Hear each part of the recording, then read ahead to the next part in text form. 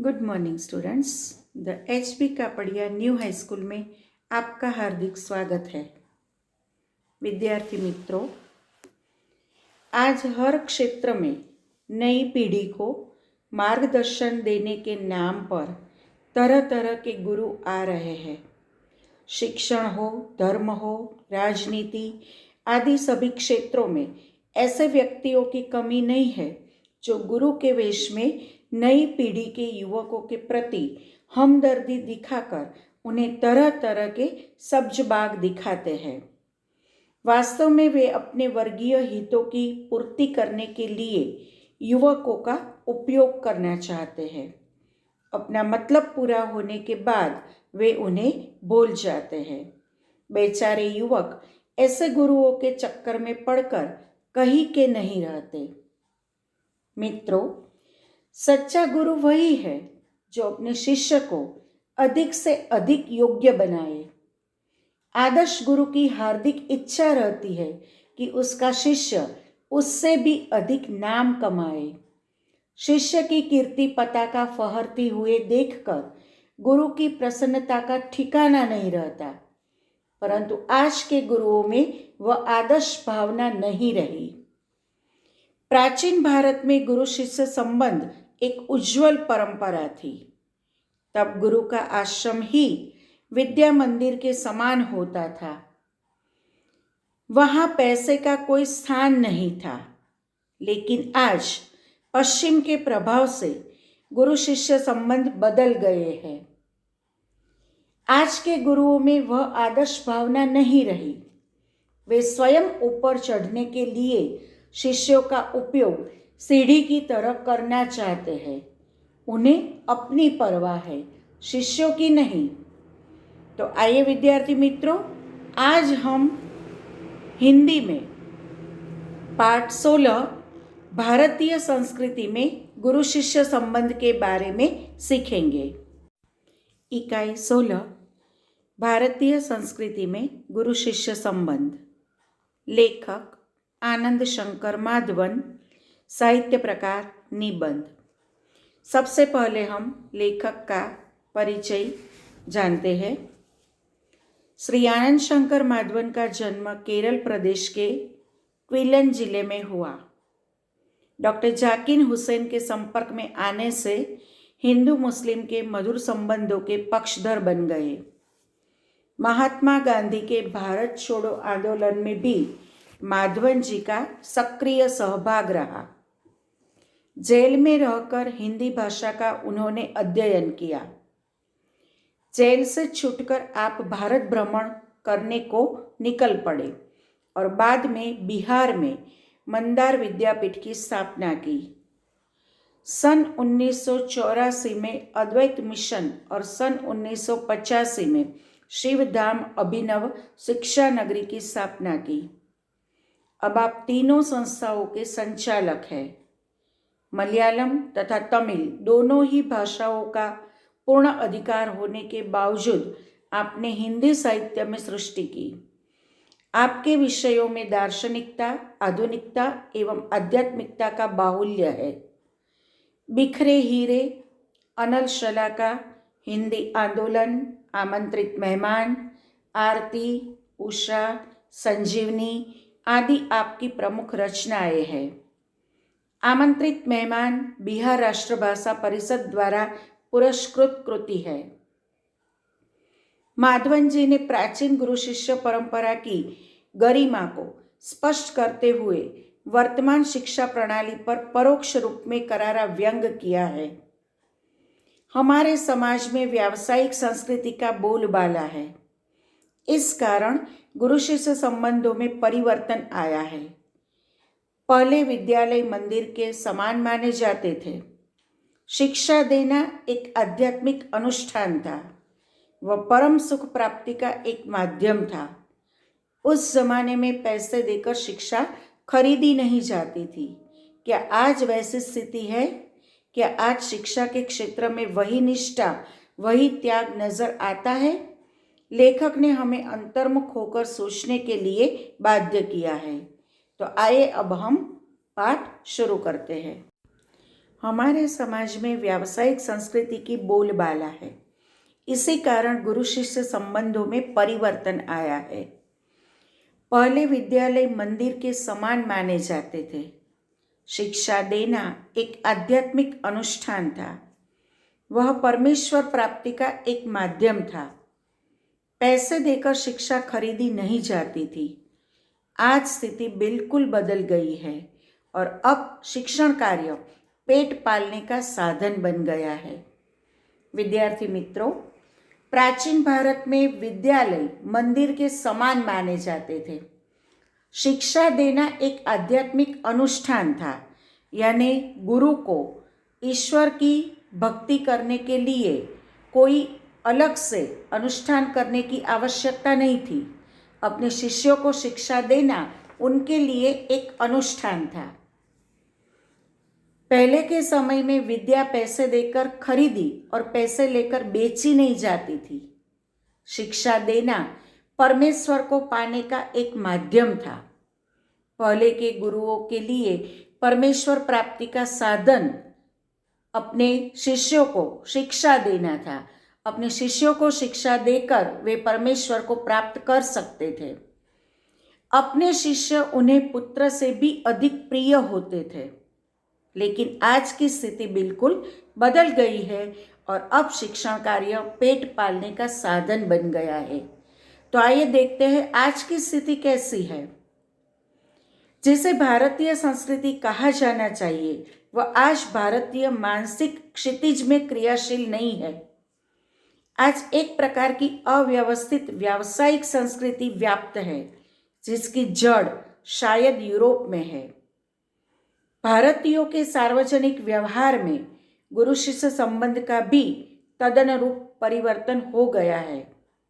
यहाँ गुरु वेतन भोगी नहीं होते थे और न शिष्य को ही शुल्क देना पड़ता था। पैसे देकर विद्या खरीदने की यह क्रय विक्रय पद्धति निसंदेह उस भारतीय मिट्टी की उपज नहीं है। शिक्षणालय एक प्रकार के आश्रम अथवा मंदिर के समान थे। गुरु को साक्षात परमेश्वर ही समझा जाता था। शिष्य पुत्र से अधिक प्रिय होते थे। यहाँ सम्मान मिलना ही शक्ति पाने का रहस्य है। प्राचीन काल में गुरु की शिक्षादान क्रिया उनका आध्यात्मिक अनुष्ठान थी। परमेश्वर प्राप्ति उनका एक माध्यम था। वह आज पेट पालने का जरिया बन गई है। विद्यार्थी मित्रों, आज यूरोप के प्रभाव से शिक्षा क्षेत्र में व्यावसायिक संस्कृति आ गई है। शिक्षक वेतन भोगी हो गए हैं और शिष्यों को शुल्क देकर विद्या प्राप्त करनी पड़ती है। आज शिक्षण कार्य पेट पालने का साधन बन गया है। लेखक का कहना है कि पैसे देकर विद्या खरीदने की यह क्रय विक्रय यानी खरीदना और बेचना, ये जो पद्धति है वह निसंदेह भारतीय मिट्टी की उपज नहीं है। यह शायद यूरोप की उपज है, क्योंकि शिक्षणालय प्राचीन समय में एक आश्रम अथवा मंदिर के समान था।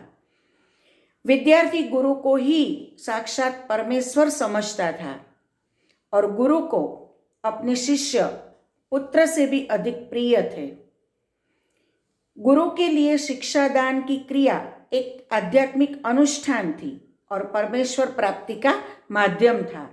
लेकिन आज हम देखते हैं कि शिक्षण कार्य पेट पालने का जरिया बन गई है। अब आगे। प्रारंभ में विवेकानंद को भारत में महत्वपूर्ण स्थान प्राप्त नहीं हुआ, पर जब उन्होंने अमेरिकन नाम कमा लिया तो भारतवासी दौड़े मालाएं लेकर स्वागत करने। रविंद्रनाथ ठाकुर को भी नोबेल पुरस्कार मिला तो बंगाली लोग दौड़े यह राग अलापते हुए, अमादेर ठाकुर अमादेर कठोर सुपुत। दक्षिण भारत में कुछ समय पहले तक भरतनाट्यम और कथकली को नहीं पूछता था, पर जब उसे विदेशों में मान मिलने लगा तो आश्चर्य से भारतवासी सोचने लगे, अरे हमारी संस्कृति में इतनी अपूर्व चीजें भी है क्या? यहाँ के लोगों को अपनी खूबसूरती नजर नहीं आती, मगर पराये के सौंदर्य को देखकर मोहित हो जाते हैं। जिस देश में ज्ञान पाने के लिए मैक्स मुलर ने जीवन भर प्रार्थना की। उस देश के निवासी आज जर्मनी और विलायत जाना, स्वर्ग जाने जैसा अनुभव करते हैं।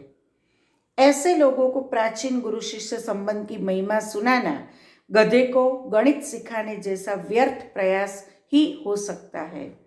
मित्रों, यहाँ पर लेखक बताना चाहते हैं कि हमारी भारतीय संस्कृति में जितनी भी अपूर्व चीज़ें हैं, यहाँ के लोगों को इनकी खूबसूरती नज़र नहीं आती, लेकिन दूसरे देशों के सौंदर्य को देखकर लोग मोहित हो जाते हैं। भारत के लोगों को अपने यहाँ की मूल्यवान चीज़ों का मूल्य तभी समझ में आता है जब विदेशों में उनकी कदर की जाती है। भारत में विवेकानंद का स्वागत तभी हुआ जब अमेरिका में उन्होंने नाम कमा लिया।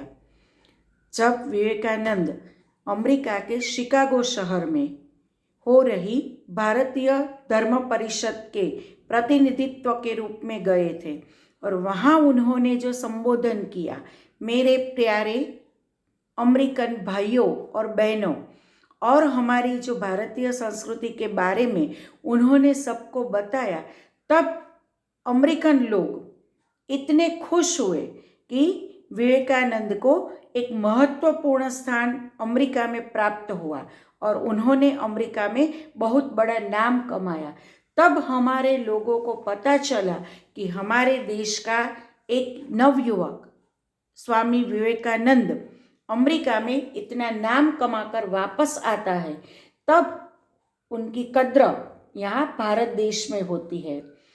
उसी तरह नोबेल पुरस्कार मिलने पर बंगाली लोग रविंद्रनाथ ठाकुर का सम्मान करने लगे। जब रविंद्रनाथ ठाकुर को अपने गीतांजलि पुस्तक के लिए नोबेल पुरस्कार मिला, तब बंगाली लोग रविंद्रनाथ ठाकुर को जानते भी नहीं थे, लेकिन जब नोबेल पुरस्कार मिलने पर उनकी वाहवाह पूरी दुनिया में बोलने लगी, तब बंगाली लोग हार लेकर और दौड़े और राग अलापते हुए कहने लगे कि अमादेर ठाकुर, अमादेर कठोर सुपुत। दक्षिण भारत में देखते हैं तो जो भी भरतनाट्यम और कथकली जैसे लोकप्रिय नृत्य है, वे विदेशों में लोकप्रिय होने के बाद हमारे देश में लोकप्रिय हुए। यानी कि आज भारत में अमेरिका, इंग्लैंड या जर्मनी जाना स्वर्ग जाने जैसा लगता है, लेकिन हमारे भारतीय लोग यह नहीं जानते कि जर्मनी का विद्वान मैक्स मुलर भारत में आने के लिए जीवन भर प्रार्थना करता रहा। हमारे यहाँ के लोग अमेरिका जाना, इंग्लैंड जाना या जर्मनी जाना स्वर्ग जाने जैसा अनुभव करते हैं, लेकिन भारत के लोग यह नहीं जानते कि जर्मनी का प्रसिद्ध विद्वान मैक्स मुलर, उसने हमेशा भारत में आने के लिए ईश्वर से प्रार्थना की। आइए अब आगे। एक बार सुप्रसिद्ध भारतीय पहलवान गामा मुंबई आए। उन्होंने विश्व के सारे पहलवानों को कुश्ती में चैलेंज दिया। अखबारों में यह समाचार प्रकाशित होते ही एक पारसी पत्रकार ने उत्सुकतावश उनके निकट पहुंचकर उनसे पूछा, साहब, विश्व के किसी भी पहलवान से लड़ने के लिए आप तैयार हैं तो आप अपने अमुक शिष्य से ही लड़कर विजय प्राप्त करके दिखाओ। गामा आजकल के शिक्षा क्रम में रंगे नहीं थे, इसलिए उन्हें इन शब्दों ने हैरान कर दिया। आंखें फाड़कर उस पत्रकार का चेहरा ताकते ही रह गए। बाद में धीरे से कहा, भाई साहब, मैं हिंदुस्तानी हूँ। हमारा अपना एक निजी रहन सहन है, शायद इससे आप परिचित नहीं है। जिस लड़के का आपने नाम लिया वह मेरे पसीने की कमाई, मेरा खून है और मेरे बेटे से भी अधिक प्यार है। इसमें और मुझ में फर्क ही कुछ नहीं है। मैं लड़ा या वह लड़ा, दोनों बराबर ही होगा। हमारी इस परंपरा को आप समझने की चेष्टा कीजिए। हम लोगों को वंश परंपरा से शिष्य परंपरा अधिक प्रिय है। ख्याति और प्रभाव में हम सदा यह चाहते हैं कि हम अपने शिष्यों से कम प्रभावी रहे। यानी हम चाहेंगे कि संसार में जितना नाम मैंने कमाया उससे कहीं अधिक मेरे पुत्र कमाए। मुझे लगता है आप हिंदुस्तानी नहीं है। मित्रों, जब सुप्रसिद्ध पहलवान गामा ने मुंबई आकर दुनिया के सारे पहलवानों को उनसे कुश्ती में जीतने के लिए ललकारा, तो एक पारसी पत्रकार ने आकर गामा से कहा कि दुनिया के पहलवानों को ललकारने से पहले आप अपने शिष्य से लड़कर तो जीत कर दिखाइए। तो गामा ने पत्रकार को उत्तर दिया कि आप जिसकी बात कर रहे हैं वह मेरा शिष्य मुझे मेरे बेटे से भी अधिक प्रिय है। उसमें और मुझमें कोई फर्क नहीं है। मैं लड़ूं या वह लड़े, दोनों बराबर ही होगा। लेकिन मैं चाहता हूँ कि मेरा शिष्य मुझसे अधिक नाम कमाए। गामा ने पत्रकार को बताया कि हमारे देश में वंश परंपरा से अधिक शिष्य परंपरा प्रिय है और ख्याति और प्रभाव में सदा यह चाहते हैं कि हमारे शिष्य से हम कम प्रभावी रहे, यानी हमसे उठकर हमारे शिष्य संसार में नाम कमाए। मुझे लगता है आप हिंदुस्तानी नहीं हैं। भारत में गुरु शिष्य संबंध का वह भव्य रूप आज साधुओं, पहलवानों और संगीतकारों में थोड़ा बहुत ही सही पाया जाता है। भगवान रामकृष्ण बरसों योग्य शिष्य को पाने के लिए प्रयत्न करते रहे। उनके जैसे व्यक्ति को भी उत्तम शिष्य के लिए रो रो कर प्रार्थना करनी पड़ी थी। इसे समझा जा सकता है कि एक गुरु के लिए उत्तम शिष्य कितना महंगा और महत्वपूर्ण है। संतान प्राप्ति वर्ग उन्हें दुख नहीं देता, पर बगैर शिष्य के रहने के लिए वे एकदम तैयार नहीं होते।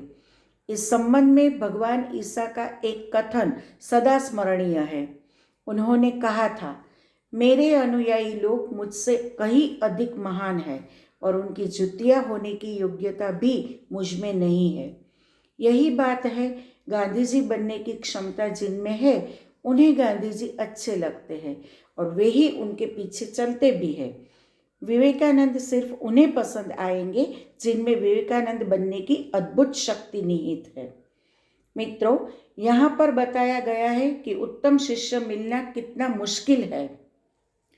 हमारे देश में गुरु शिष्य परंपरा यदि कहीं जीवित है तो वह पहलवानों और संगीतकारों में है। भगवान रामकृष्ण परमहंस को भी विवेकानंद जैसे शिष्य प्राप्त करने के लिए रो रो कर प्रार्थना करनी पड़ी थी। ईसा मसीह ने अपने अनुयायियों को अपने से अधिक महत्व दिया था। वे तो कहते हैं कि मेरे अनुयायी लोग मुझसे कहीं अधिक महान हैं और उनकी जुतिया होने की क्षमता भी मुझ में नहीं है। मित्रों, पहले के गुरु को संतान प्राप्ति वर्ग दुख नहीं देता था। अगर संतान प्राप्ति नहीं थी तो उतना दुख नहीं होता था जितना दुख उन्हें बगैर शिष्य के रहने पर होता था। यानी हर एक गुरु के लिए उत्तम शिष्य मिलना कितना मुश्किल था, यह यहाँ पर हमें बताया गया है। और गुरु के लिए अपना शिष्य अपने पुत्र से भी अधिक प्रिय था और अधिक महंगा था, यह महत्वपूर्ण बात हमें बताई गई है। अब आगे चलते हैं। कविता के मर्मज्ञ और रसिक स्वयं कवि से अधिक महान होते हैं। संगीत के पागल सुनने वाले ही संगीतकार से अधिक संगीत का रसास्वादन करते हैं। यहाँ पूज्य नहीं, पुजारी ही श्रेष्ठ है। यहाँ सम्मान पाने वाला नहीं, सम्मान देने वाले महान है। स्वयं पुष्प में कुछ नहीं है, पुष्प का सौंदर्य उसे देखने वाले की दृष्टि में है। दुनिया में कुछ नहीं है, जो कुछ भी है हमारी चाह में, हमारी दृष्टि में है। यह अद्भुत भारतीय व्याख्या अजीब सी लग सकती है, पर हमारे पूर्वज सदा इस पथ के यात्री रहे हैं। विद्यार्थी मित्रों, यहाँ पर जो भारतीय व्याख्या बताई गई है कि हमारे लिए दुनिया में कुछ नहीं है, जो कुछ भी है हमारी चाह में, हमारी दृष्टि में है, यह व्याख्या अद्भुत है, क्योंकि हमारे पूर्वज सदा इसी पथ के यात्री रहे हैं। यहाँ पर सम्मान पाने वाले अपने किसी विशेष गुण के कारण सम्मानित होते हैं। उदाहरण के तौर पर हम हीरे के गुण की पहचान करते हैं तो वह बहुमूल्य रत्न है। अगर हम हीरे की पहचान न जाने तो वह एक सामान्य पत्थर ही है। उसी तरह सम्मान पाने वालों की विशेषता को यदि परख लिया जाए, पहचान लिया जाए तो वे सदा सम्मानीय है, नहीं तो वे साधारण मनुष्य ही समझे जाएंगे। उसकी विशेषता को समझकर उन्हें प्रकाश में लाने वाले लोग ही उनका सम्मान करते हैं, यानी पूज्य नहीं पुजारी श्रेष्ठ है। अब आगे, उत्तम गुरु में जाति भावना नहीं रहती। कितने ही मुसलमान पहलवानों के हिंदू चेले हैं और संगीतकारों के मुसलमान शिष्य रहे हैं। यहाँ परख गुण की, साधना की और प्रतिभा की होती है, भक्ति और श्रद्धा की होती है, न कि जाति, संप्रदाय, आचार विचार या धर्म की। मुझे क्या लिखाया था एक विद्वान मुसलमान ने ही। उन्होंने कभी नहीं सोचा कि यह हिंदू है और मुसलमान बनाना चाहिए। पुराने जमाने में मौलवी लोग बड़े बड़े रामायणी होते थे और आज देहांतों में भरत मियाँ, रंजीत मियाँ आदि अधिक संख्या में दिखाई देते हैं।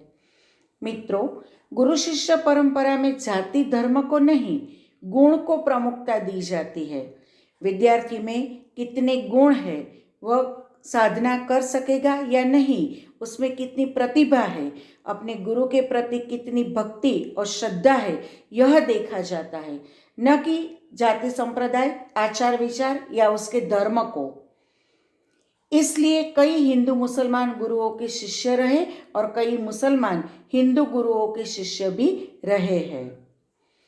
आज के गुरु भी सिर्फ सेवा लेने में ही चतुर है, देने में नहीं। उपनिषदों में आचार्यों ने कहा, सेवा देने की चीज है, लेने की नहीं। सेवा लेने के अधिकारी बच्चे, रोगी, असहाय और वृद्ध बच्चों को परमेश्वर का ही रूप समझ सेवा रूपी पूजा से उनकी शक्ति को प्रज्वलित करने की क्षमता और सहृदयता रखने वाले ज्ञानी और तपस्वी पुरोहित आजकल के गुरु नहीं रह गए। किसी भी देव मंदिर की मूर्ति की शक्ति उतनी मात्रा तक ही संभव है जितनी मात्रा तक उसके पुजारी की भाव पूजा में नैवेद्य भावना रहती है।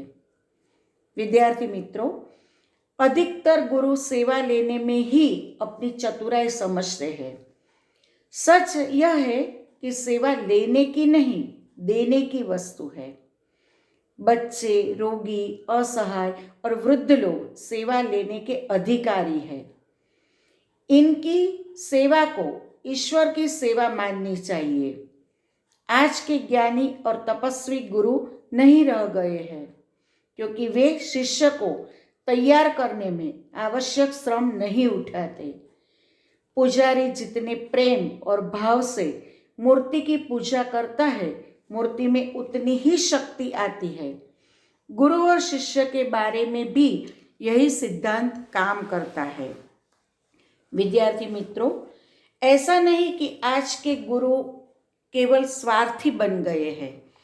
पहले के जमाने में भी अगस्त्य ऋषि जैसे स्वार्थी गुरु थे, द्रोण जैसे स्वार्थी गुरु थे। उसकी कहानी मैं आपको सुनाती हूँ। पौराणिक कथा के अनुसार अगस्त्य ऋषि के प्रति पूज्य भाव के कारण विंध्याचल पर्वत ऋषि के चरणों में झुक गया था। ऋषि ने उसे अपने लौट आने तक उसी अवस्था में रहने का आदेश दिया था। एक बार किसी समय गुरु अगस्त्य को दक्षिण में जाने का मार्ग देने के लिए विंध्याचल ने अपने उन्नत शिखर झुका दिए थे। अगस्त्य ऋषि कह गए थे कि उनके वापस लौटने तक वह अपने शिखर झुका ही रखे। गुरु अगस्त्य फिर कभी लौटकर नहीं आए और विंध्य के शिखर अभी तक झुके हुए हैं। आज के स्वार्थी गुरु भी अगस्त्य की तरह ही है। वे अपने स्वार्थ साधन के लिए शिष्यों का उपयोग कर लेते हैं और फिर उनकी कोई खोज खबर नहीं लेते। इस पाठ के द्वारा लेखक हमें संदेश देना चाहते हैं कि हे नई पीढ़ी के युवकों, तुम तेजस्वी हो। अगस्त की तरह कितने ही स्वार्थी लोग गुरु बनकर आएंगे और स्वयं यश तथा धन पाने के लिए तुम्हारी प्रतिभा का उपयोग करने का प्रयत्न करेंगे। तुम्हारा उपयोग करके अपना स्वार्थ पूरा होने के बाद वे तुम्हारी तरफ से आंखें फेर लेंगे। तो तुम्हें ऐसे स्वार्थी गुरुओं से सावधान रहना चाहिए। आइए मित्रों, अब यहाँ पर हमारा पाठ समाप्त होता है। अब हम शब्दार्थ और मुहावरे के बारे में देखते हैं और स्वाध्याय की चर्चा करते हैं। Page number 70। शब्दार्थ।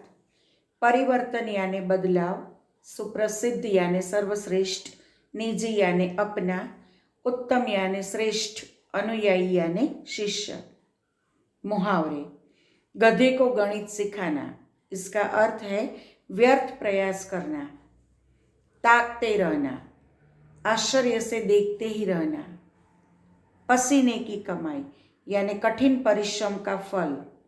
रंग जाना यानी किसी काम में निमग्न होना। आइए अब पेज नंबर 71 पर दिए गए स्वाध्याय की चर्चा करते हैं। प्रश्न 1, एक एक वाक्य में उत्तर लिखिए। पहला प्रश्न, प्राचीन काल में भारतीय शिक्षा केंद्र कैसे थे? उत्तर, प्राचीन काल में भारतीय शिक्षा केंद्र एक प्रकार के आश्रम अथवा मंदिर जैसे थे।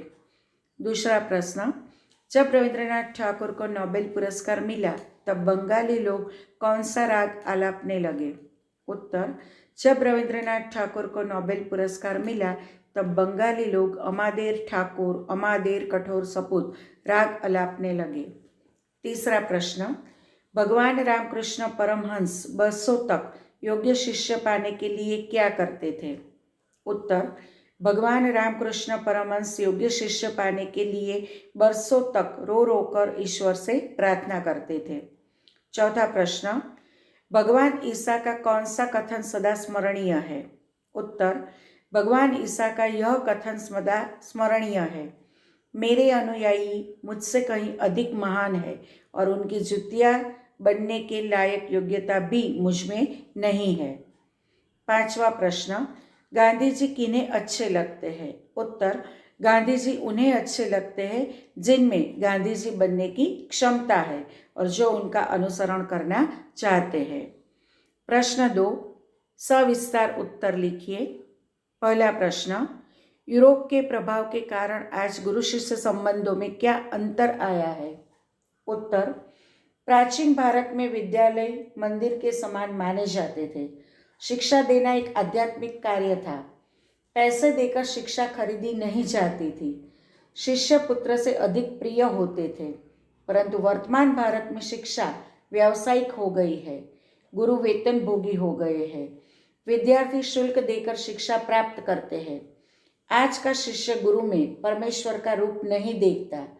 इस प्रकार यूरोप के प्रभाव के कारण आज गुरु शिष्य संबंध में जमीन आसमान का अंतर आ गया है। दूसरा प्रश्न, पुजारी की शक्ति मूर्ति में कैसे विकसित होने लगी? उत्तर, पत्थर की मूर्ति जड़ होती है, उसमें चेतना डालने का काम पुजारी करता है। मूर्ति की पूजा करने का अर्थ उसे चेतनवंत, जीवंत बनाना है। पूजा करते समय पुजारी की भावना में जितनी उत्कटता होगी, मूर्ति उतनी ही प्रभावशाली होगी। इसलिए पुजारी की भाव पूजा की शक्ति से ही धीरे धीरे मूर्ति में शक्ति विकसित होने लगती है। तीसरा प्रश्न, विवेकानंद और रविंद्रनाथ ठाकुर को इस देश में अधिक महत्व कब मिला? उत्तर, विवेकानंद रामकृष्ण परमहंस के शिष्य थे। आरंभ में उन्हें भारत में महत्वपूर्ण स्थान प्राप्त नहीं हुआ, लेकिन जब वे अमेरिका गए और उन्होंने वहां नाम कमाया, तब भारतवासियों ने उन्हें सम्मान देना शुरू किया। इसी प्रकार रविंद्रनाथ ठाकुर को यहाँ कोई नहीं जानता था, लेकिन जब गीतांजलि पुस्तक के लिए उन्हें नोबेल पुरस्कार से सम्मानित किया गया, तब बंगाल वासियों ने उनकी प्रतिभा पहचानी। वे बंगाल के नहीं, सारे देश के लिए गौरव बन गए। इस प्रकार विदेशों में सम्मानित होने पर ही विवेकानंद और रविंद्रनाथ ठाकुर को इस देश में महत्व मिला। अब आगे प्रश्न 3 देखते हैं। आशय स्पष्ट कीजिए। यानी भावार्थ स्पष्ट कीजिए। पहला, सम्मान पाने वालों से सम्मान देने वाले महान होते हैं। उत्तर, यह पंक्ति इस पाठ से ली गई है। भारतीय संस्कृति में गुरु शिष्य संबंध। सम्मान पाने वाले अपने किसी विशेष गुण के कारण सम्मानित होते हैं। जैसे हीरे के गुण की पहचान की जाए तो वह बहुमूल्य है। यदि हीरे को हम पहचान न पाए तो हमारे लिए वह एक सामान्य पत्थर है। उसी तरह सम्मान पाने वालों की विशेषता को यदि परख लिया जाए, पहचान लिया जाए तो ही वे सम्मानीय है, नहीं तो वे साधारण मनुष्य ही समझे जाते हैं। उनकी विशेषता को समझकर उन्हें प्रकाश में लाने वाले लोग ही अक्सर उनका सम्मान करते हैं। इसलिए सम्मान पाने वाले से भी सम्मान देने वाले अधिक महान होते हैं। दूसरा भावार्थ, जो गुरु से मार खाते हैं उनका भविष्य उज्जवल होगा ही। पढ़ाई के लिए विद्यार्थी का ध्यान पढ़ाई में होना जरूरी है। यदि गुरु पढ़ा रहा है और विद्यार्थी का ध्यान कहीं और है तो वह जो पढ़ाया जा रहा है उसे ग्रहण नहीं कर सकता। गुरु के मार से विद्यार्थी का ध्यान पढ़ाई में लग जाता है। इस तरह जब वह एकाग्र होकर पढ़ता है तो उसे सचमुच ज्ञान प्राप्ति होती है, उसकी बुद्धि का विकास होता है और उसमें योग्यता आती है। ऐसा होने पर ही उसका भविष्य उज्जवल होने में संदेह नहीं रहता। प्रश्न 4, सूचना के अनुसार काल परिवर्तन कीजिए। पहला वाक्य, इसमें और मुझ में फर्क ही कुछ नहीं है। भविष्य काल में परिवर्तित करना है वाक्य को। इसमें और मुझ में फर्क ही कुछ नहीं होगा। दूसरा वाक्य, हम अपने शिष्यों से कम प्रमुख रहे। उसे पूर्ण भूतकाल में बदलना है तो इस प्रकार रहेंगे, हम अपने शिष्यों से कम प्रमुख रहे थे। तीसरा वाक्य देखिए, उपनिषदों में आचार्यों ने कहा है। सामान्य भूतकाल में इस प्रकार वाक्य बनेगा, उपनिषदों में आचार्यों ने कहा। प्रश्न 5, मुहावरे का अर्थ देकर वाक्य प्रयोग कीजिए। पहला वाक्य, ताकते रहना, इसका अर्थ है आश्चर्य से देखते रह जाना। दूसरा, पसीने की कमाई यानी कठिन परिश्रम का फल। तीसरा, रंग जाना यानी किसी काम में तल्लीन हो जाना, निमग्न हो जाना। वाक्य आप अपने अनुसार लिख सकते हैं। प्रश्न 6, विरुद्धार्थी शब्द लिखिए। रोगी यानी निरोगी, असहाय यानी सहाय, वृद्ध यानी युवा। विद्यार्थी मित्रों, आपको यह पाठ CW में लिखना है। सबसे पहले पेज नंबर 69 पर दिए गए भावार्थ को लिखना है और उसके बाद शब्दार्थ, मुहावरे और स्वाध्याय लिखना है। आपको यह पाठ पूरी तरह से समझ में आ गया होगा। यदि कोई दिक्कत है तो आप मेरा संपर्क कर सकते हैं। Thank you. जय भारत, जय हिंद।